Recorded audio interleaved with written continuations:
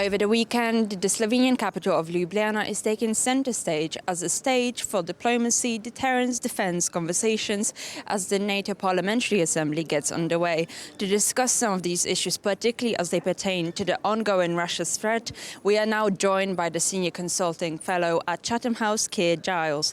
Thank you for being with us.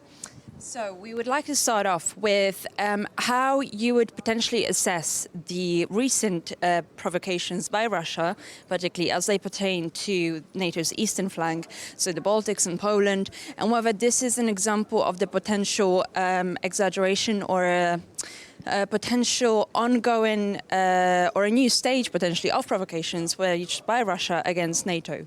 Certainly a lot of people are talking about this as an escalation, as a new stage in the confrontation between Russia and the West. But, of course, it has to be placed in context. It may be that there's a slight increase in the intensity of these attacks, but, of course, it comes at the end of a long period during which these have become more and more bold, more and more assertive, more and more aggressive.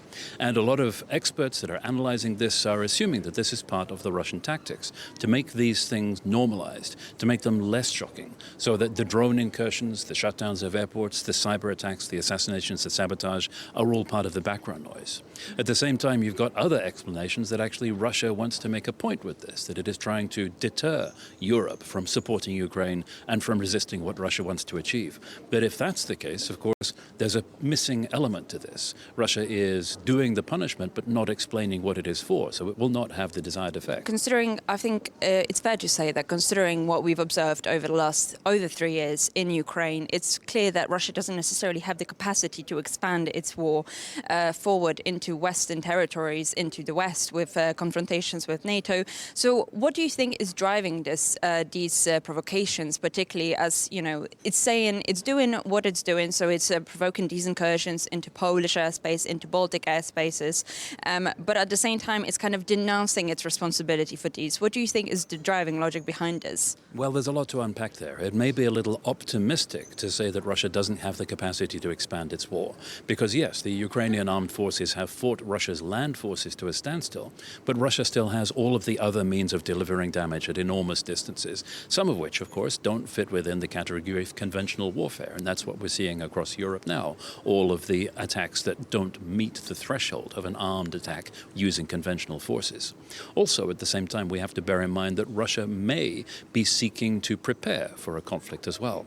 One of the explanations for the ways Russia is looking at shutting down logistics, for example, movement across Europe, communications, navigation, is that this is what any country would do before it seeks to mount a conventional attack beyond Ukraine.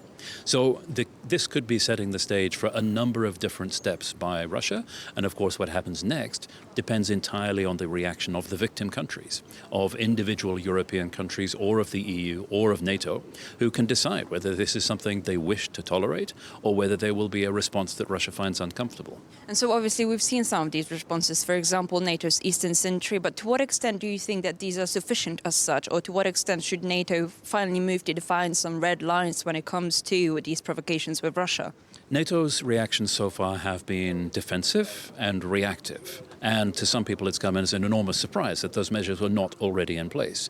For example, we knew about the threats from drones to civilian airports a decade ago, and yet it turns out airports like Copenhagen, Oslo, Munich have been completely unprepared for mitigating this threat. Similarly with NATO's eastern sentry to try to protect the easternmost countries from these air incursions. The question is asked, why were these measures not in place beforehand? But again, it's NATO catching up after the threat, after the incident, as opposed to being proactive and assertive and getting out ahead of what may come next. And so what do you think, considering that we're talking about being reactive as opposed to proactive, what do you think are the next necessary steps and next necessary measures, particularly when it comes to NATO's eastern flank, in order to be implemented to ensure that these incidents, as has happened recently, do not necessarily reoccur?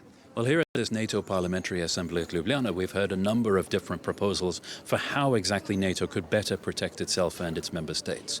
But there are also long-standing proposals for leaning forward, particularly with the air threats, for defending forward over Western Ukraine so that NATO countries can deal with air threats coming from Russia before they cross the borders, before they threaten their civilians, as opposed to afterwards. That is an idea whose time has come, as we've seen from the Polish drone incursions. Considering that there has been there's been a wavering of consensus within the NATO alliance since particularly the Trump administration has returned to the White House, to what extent do you think that the alliance as such will be able to come to a consensus in terms of potentially expanding its presence forward into Ukraine, shield in disguise, as a means of bolstering its collective defense? We don't see any public discussion of that yet among NATO member states, although we can certainly hope that privately the feasibility of that is being considered and discussed. But what we do see is with each of these incidents provoked by Russia, there's a greater willingness by individual countries to defend themselves. For example, in the case of Denmark, which has been suddenly brought to the realization that it too is a frontline state, just like the Baltic states, just like Poland, because Russia can reach out and do harm. And so obviously, since, some could even speculate or argue that obviously the incursions into Polish airspace, into the Baltic states' airspace, have been somewhat of a measure in order to discourage growing involvement of European NATO countries in Ukraine, discouraging ongoing support for Kiev. To what extent do you think that actually expanding their presence forward into Ukraine, shield in disguise, becoming more engaged with Ukraine, will actually not lead to Russia's increased provocations and discourage it in the end? Well, that idea suggests that Russia is actually reacting to what NATO is doing, which is not the pattern of activity at all. This is a one-sided escalation from Russia to which NATO and the victim countries are belatedly catching up. And that is a very different thing from what's being suggested in fora like this, where NATO can be more proactive, more assertive, and actually prevent things from happening as opposed to simply responding after they've been done. And so to what extent do you think that actually on a European level, the allies will be able to take greater initiative for its own defenses? Do you think that NATO alliance as such would be able to withstand potential provocations from Russia, potential confrontations with Moscow without, for example, US's presence on the ground in Europe?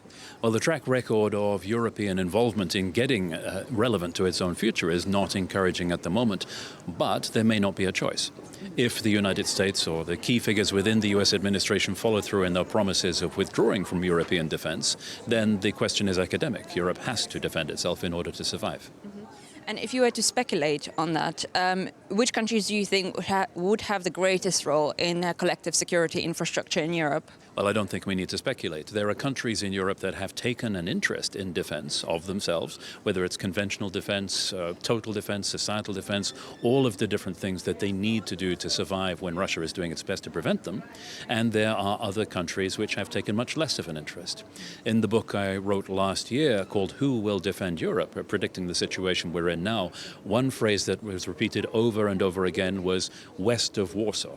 It is the countries west of Warsaw that have not taken sufficient interest in their own defense and protection, and therefore are proving a weak link in the defense of Europe as a whole. And to what extent do you think then countries such as you mentioned, west of Warsaw, could actually play a role in collective security infrastructure, particularly as it pertains to, for example, strengthening the military industrial output, strengthening the sort of capabilities that Europe on its own can produce? Or will it once again be kind of the responsibility of Eastern Europe, of Central Eastern Europe more specifically?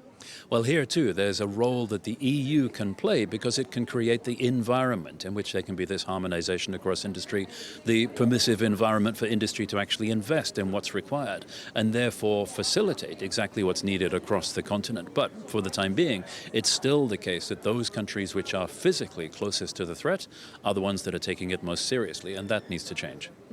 And so looking forward then, if we were to achieve this greater synchronicity in terms of defenses, in terms of industrial output, do you think that obviously we've seen some initiatives from the EU already, such as the safe loan mechanisms, which on paper they're supposed to enable some increased rollout, some increase in capabilities production. But what else would you say is crucial for Europe to have right now in order to be able to withstand these challenges? Right now, sadly, is a little too late to ask. All of this should have started a decade or more ago. However, plugging the gaps in defenses is absolutely vital. One of the startling things about the drone incursion into Poland was that Poland has been a clear leader in getting itself ready for 21st century warfare. warfare, reinvesting in its military, pumping billions into getting itself ready for the conflict of the kind that Russia is waging against Ukraine. And yet, somehow still, it didn't appear able to have an integrated air and missile defense system of the kind that deals with the threat that Ukraine experiences every night. So that points to there being gaps in what has been invested in and what has been put in place to defend countries relative to what Russia is actually doing now. Those gaps need urgently to be filled. On that note, thank you very much for your time. And from Ljubljana for TVP World, I'm Zuzanna Jurek.